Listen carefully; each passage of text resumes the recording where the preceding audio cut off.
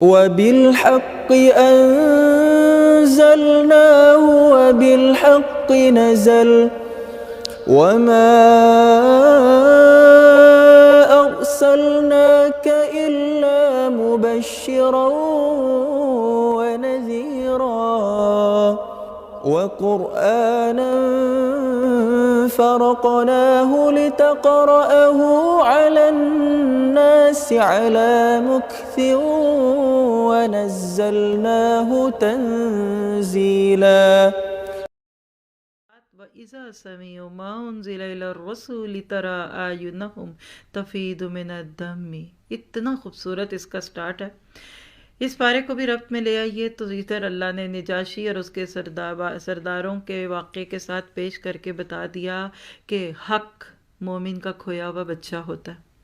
جہاں اس کو ملتا ہے اس کے دل میں آتا ہے. آپ کو میں ایک چھوٹی سی پہچان اس آیت کے ساتھ دے دیتی ہوں. جس کی بات دل میں اترے، جس کی بات سننے کو دل چاہے، جس کی بات سن کر آنکھ بہہ جائے، مان لیجئے حق بات ہے. لوگوں کو لمبی لمبی باتیں کر کے رلانا، سجانا، لمبی دعائیں کرنا، نقلی مصنوعی انداز اختیار کرنا، یہ ڈھکوسلے ہوتے ہیں. حق کی طرف دل کھنچتا ہے، لیکن کس کا؟ آپ کہتے ہیں ہمارا نہیں کھنچتا، تو دل کا علاج کیجئے. فطرت سلیم رکھنے والے کو حق میں بڑی کشش ہے، اٹریکشن. جیسے بچے کو دودھ اچھا لگتا ہے، پھر بعد میں آپ اس کو کالے نیلے پالے پانی پلا دیجئے، وہ عادی ہو جائے گا. تو جس کی فطرت سلیم ہے وہ حق بات سن کے اس کا دل پہ اثر محسوس کرے گا. بس ایسے لوگوں کے ساتھ بن جائیے کہ جو حق کی بات کرتے ہیں. کیا ہے نکات اس کے؟ مائدہ 84. اس میں جہاں تک مائدہ ہے صورت، اس میں صرف آیت کا نمبر ہی بول دوں گی. 84 نیک لوگوں کی جماعت میں شامل ہو کر اللہ کا گواہ بننا. نجاشی اور اس کے ساتھیوں نے یہی کہا تھا کہ اللہ ہمیں اب نیک لوگوں کا ساتھ دے دے، کیونکہ اچھی کمپنی بندے کو اچھی جگہ لیتی ہے. آپ کے میرے لیے بھی یہی پیغام ہے. زندگی میں نیکوں کا ساتھ، کسی ایک اچھے ساتھی کو لے لے. کوئی ایک دوست ہی ہو سکتی ہیں جو آپ کا انتظار کر رہی ہوں. آپ اس اپنے، آج آپ کا جیسے 18 پورا ہو رہا ہے ماشاءاللہ، یا جو بھی سبیل الجنہ آپ کا پورا ہو رہا ہے، آپ اپنے دوستوں میں سے ٹارگٹ کیجئے سب سے نرم، انکلائنڈ، جو سب سے زیادہ سافٹ لگتے ہیں نا، ان سے بات شروع کریں. ابھی رمضان میں کچھ دن ہے، آج سے ہی نیت کیجئے. مجھے تو آج سے لگ رہا ہے دورہ قرآن شروع ہو گئے، اور آپ پھر اپنے دوستوں تک اس پیغام کو لائیے. شاید سے دورہ قرآن جو آ رہا ہے یہ آپ کی وجہ سے آپ کے پیاروں کو اللہ سے جوڑ دے. پھر اس کے بعد 87 حلال اور حرام کی پابندی کرنا ہے. یاد رکھیے کہ رشوت بھی حرام ہے اور سود بھی حرام ہے، باقی چیزوں کی طرح. 96 مائدہ اللہ سے ڈر کر زندگی گزارنی ہے. یعنی جس کو اللہ سے ڈر نہیں آتا پھر وہ مانگے اللہ کا ڈر. 99 اللہ کا پیغام پہنچانا ہے. بلغ ما انزل الی ربک، اللہ کا پیغام اس کے بندوں کو دیجیے. اور 108 مائدہ اللہ سے ڈر کے رہنا ہے.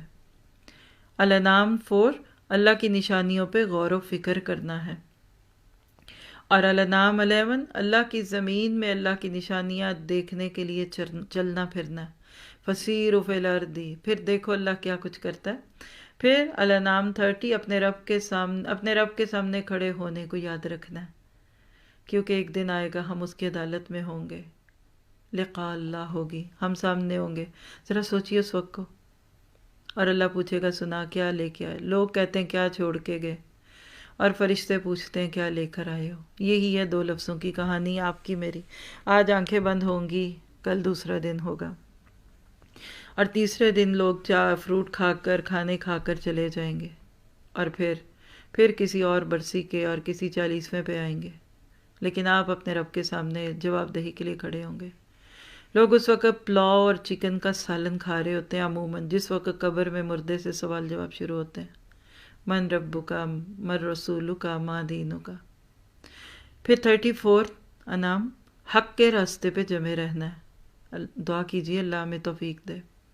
50 وحی کی پیروی کرنی. اتبعوا، اتباع کس کی؟ وحی کی. اور پھر 52 الانعام اللہ کی رضا کی طلب میں لگے ہی رہنا ہے، جب تک کہ وہ رب راضی نہ ہو. کہتے ہیں کب تک؟ کہ جب تک رب راضی نہ ہو جائے. پھر دلیل روشن پر قائم رہنا ہے. انعام 57. اور پھر 63 الانعام اللہ کو عاجزی سے اور چپکے چپکے پکارنا ہے، خفیتاً.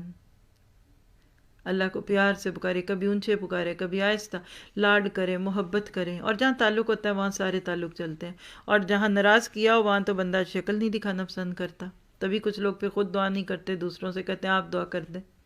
پھر 79 والا نام، یکسو ہو کر اپنا رخ اللہ کی طرف رکھنا ہے، اور یکسو ہونے کے لیے ضروری ہے کہ کچھ دن کے لیے دنیا کی بیکار چیزوں کو طلاق دے دی جائے۔ ہمارے اسلاف کہا کرتے تھے دنیا تجھے طلاق ہے، تجھے طلاق ہے، میں تجھے 3 طلاقیں دیتا ہوں، میری جان چھوڑ دے۔ اور یہ فرائض کی بات نہیں ہو رہی، یہ خرافات کو طلاق دینی پڑے گی۔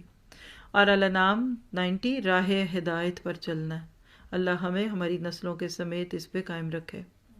عمل کی بات، نمبر 1 اللہ کی قدر کرنی ہے، کیونکہ وما قدر اللہ حق قدر، اس بارے میں پہلی دفعہ یہ جملہ آتا ہے۔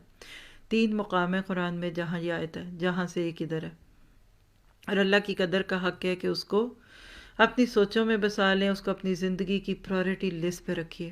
پھر عبادات اور معاملات میں تقوی اور احسان اختیار کرنا ہے، اور احکام شریعت پہ عمل کرنا ہے، حرام کی ممانعت پہ قائم رہنا ہے عمل کے ساتھ، اور تردید شریعت، تردید شرک ہے، یعنی شرک کا رد ہے۔ پوری سورۃ الانعام کا بنیادی تھیم بھی شرک ہی ہے۔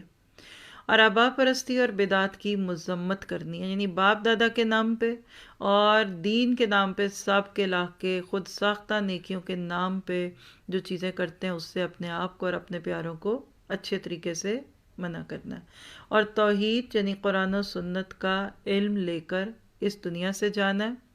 اور اس بارے میں امت مسلمہ کو ایک پیغام ہے، اور وہ کیا ہے؟ وَإِن يَمْسَسْكَ اللَّهُ بِضُرٍّ فَلَا كَاشِفَ لَهُ إِلَّا هُوَ وَإِن يَمْسَسْكَ بِخَيْرٍ فَهُوَ عَلَى كُلِّ شَيْءٍ قَدِيرٌ۔ اس پہ کان دھریے گا۔ اگر اللہ تمہیں کسی قسم کا نقصان پہنچائے تو اس کے سوا کوئی نہیں جو تمہیں اس نقصان سے بچا سکے، اور اگر وہ تمہیں کسی بھلائی سے بہرہ مند کرے تو وہ ہر چیز پر قادر ہے۔ کیا سکھ کا سانس نہیں لیا؟ لوگوں کے خوف، لوگ کیا کہیں گے، لوگوں کی باتوں کے عذاب سے نکلے نہیں ہیں؟ تو یہ تھا پارہ نمبر 7، اس میں بھی